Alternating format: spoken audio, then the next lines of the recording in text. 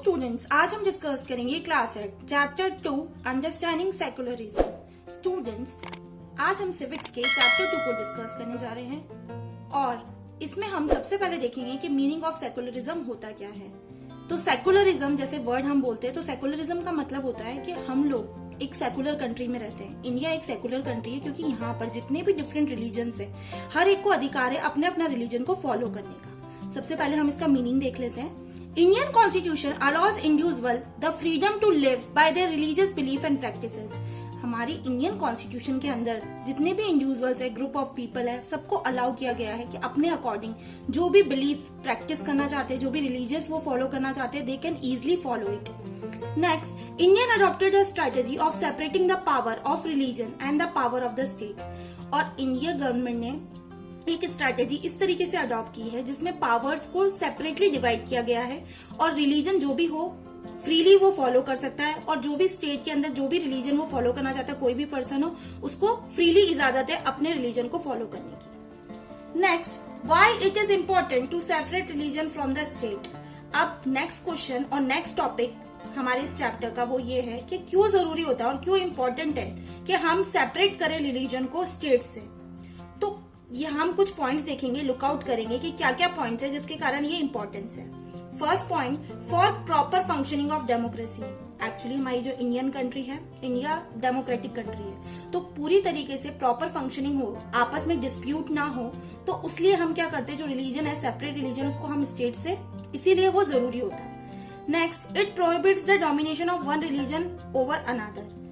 जो एक रिलीजन का डोमिनेशन होता है दूसरे के ऊपर, उसको प्रोहिबिट किया जाए, इसलिए ये नेसेसरी है, इसलिए ये इंपॉर्टेंट है। Next, to protect the freedom of individual to exist from their religion, embrace another religion और have the freedom to interpret religious teachings differently. और जितने भी इंडिविजुअल्स हैं उनको फ्रीडम मिल सके और जितने भी रिलीजन्स वो फॉलो करे, जो भी चीज उनके अंदर बिलीफ है, जो भी भावना है, उस सबको वो इंटरप्रेट कर सके और उनके अकॉर्डिंग फ्रीली वो रिलीजियस टीचिंग्स को डिफरेंटली वे में समझा सके। तो ये सारी चीजें इसलिए इंपॉर्टेंट है और इसीलिए सेपरेट किया जाता है रिलीजन को from the state.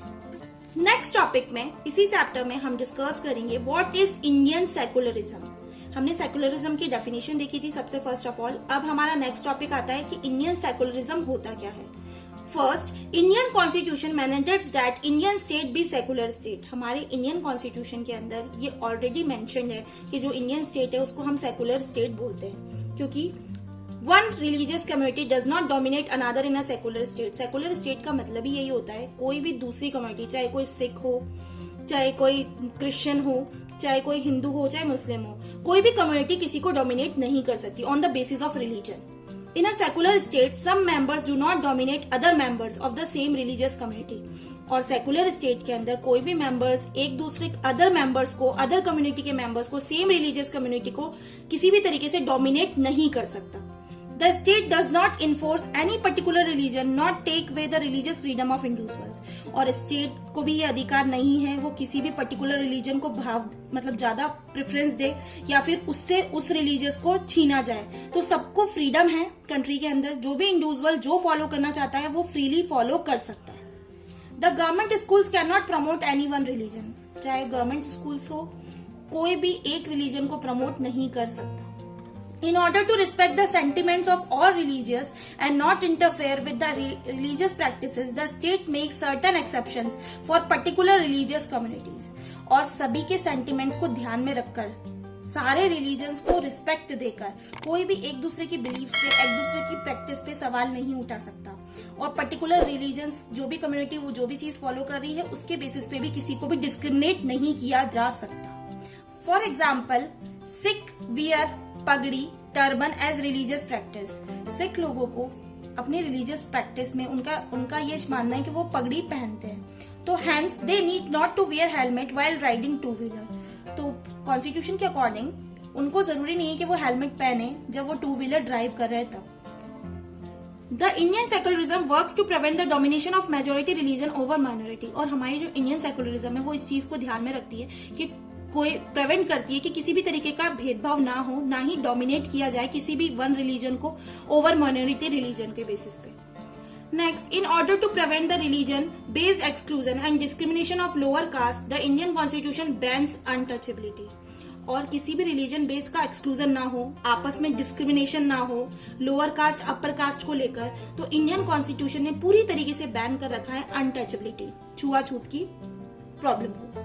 In order to end social practices, the state may have to intervene in the religious-based order. और नेक्स्ट पॉइंट में ये है कि जो भी सोशल प्रैक्टिसेस है, स्टेट जो भी फॉलो करता है उसके अंदर किसी भी तरीके से इंटरवेंशन नहीं लगा सकता रिलीजियस बेस्ड ऑर्डर्स को, और पूरी तरीके से जितनी भी सोशल प्रैक्टिसेस पहले की चली आ रही है उन सबको खत्म कर दिया गया है और रिलीजन के बेसिस पे किसी भी तरीका डिस्क्रिमिनेशन नहीं किया जाता. Next, the first amendment of the US constitution prohibits the legislature from making laws respecting and establishment of religion. जो फर्स्ट अमेंडमेंट बना गया था यूएस कॉन्स्टिट्यूशन ने, उन्होंने भी पूरी तरीके से प्रोहिबिट किया था लेजिस्लेचर को किसी भी तरीके से for making laws respecting and establishment of religion और that prohibits the free exercise of religion. और इन्होंने भी एक कानून बनाया था कि हर एक जने को अपनी इच्छा के अकॉर्डिंग जो भी रिलीजन वो फॉलो करना चाहता है वो फॉलो कर सकता है और उसमें किसी का भी इंटरवेंशन नहीं किया जाएगा. It means the legislature can not declare any religion as an official religion. और लेजिस्लेचर कभी भी किसी भी रिलीजन को as a official religion declare नहीं कर सकता. In the USA, separation between the state and the religion means neither the state nor religion can interfere in the affairs of each other. USA के अंदर जो separation किया गया states का भी रिलीजन का भी, तो उसमें ये कहा गया कि कोई भी स्टेट हो या कोई भी जो रिलीजन है वो किसी भी बेसिस पे इंटरफेयर नहीं कर सकता, एक दूसरे के internal affairs on the basis of religion में भेदभाव नहीं कर सकता.